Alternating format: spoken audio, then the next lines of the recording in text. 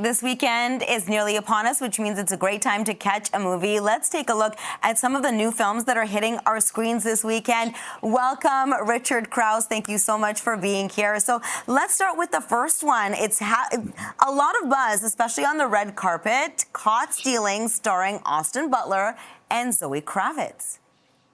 And this is pretty good stuff. So if you know the director Darren Aronofsky, you know that he's made a lot of films that have been commercial hits and they've been critical hits like Black Swan, The Wrestler, The Whale, Requiem for a Dream. What those movies aren't is fun. He's a very serious filmmaker, but with Caught Stealing, he's decided to let loose a little bit and make a real crowd pleaser of a movie. But it is a crowd pleaser in the most Darren Aronofsky of ways. It features a main character, a bartender played by Austin Butler, who has a troubled past, a troubled present for that matter, who gets sucked into the underbelly of New York City's crime world with really kind of disastrous results. But this movie romps along. Austin Butler is really, really good in this. We know him as Elvis from the Elvis movie, from the Dune films. Here he's doing something I've never seen him do before.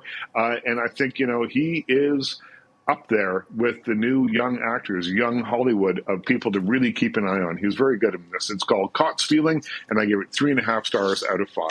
Yeah, he really immerses himself in every role he does. Okay, the next one, The Roses, starring one of my favorites, Benedict Cumberbatch, and also the amazing Olivia Colman.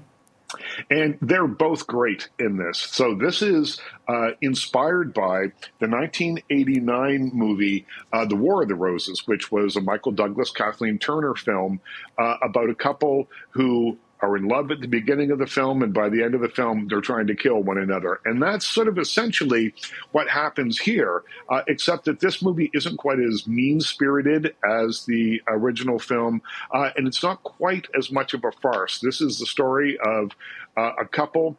When they start, their power dynamic is much different. He's very successful. She's a little less so. When that is switched, things become difficult for them, and a wedge is formed in their relationship. And this movie has very funny moments, but more or less, it's a little bit more, and I'm not saying completely realistic, but it's a little bit more realistic of a marriage falling apart than its predecessor. Still, it's a real pleasure to see Olivia Colman and Benedict Cumberbatch cut through this material like a hot knife through butter. So I give it 3.5 out of 5 stars. It's called The Roses, and it's in theaters now. We couldn't hear any of their clips from the movie, but just watching their expressions, it was amazing. Okay, next one, Splitsville, starring Dakota Johnson. The trailer for this looks very interesting, something about open marriages. Yeah, so this is the second divorce movie of the week. This is the funnier of the two divorce movies. Starts off with a wife saying, you know what, I don't want to be married anymore, completely blindsiding her husband, who retreats to his best friend's house thinking, well, they've got the perfect relationship. They will know how to help me win my wife back. But of course, their picture-perfect relationship really isn't all that picture-perfect once you start looking beneath the veneer that they want people to see. So this is a film that's about modern relationships, and I suppose it has some very serious things to say about them, but it's also very funny. There is a fight scene in this movie that goes on forever, that gets funnier and funnier and funnier the longer it goes on, and the repercussions from that made me laugh and still bring a smile to my face now. 3.5 stars out of 5, called Splitsville, and it's in theaters now. Okay, let's do the last one quickly. Dark Wolf.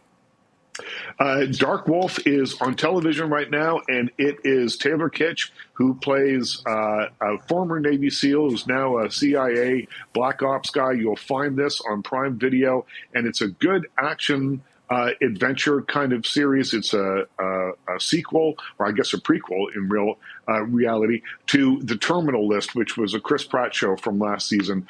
It's good stuff, a little conventional by times, but the action sequences are great. Richard, thank you so much for bringing the movies here to us. We always appreciate you. Film critic Richard Crouse. See you soon.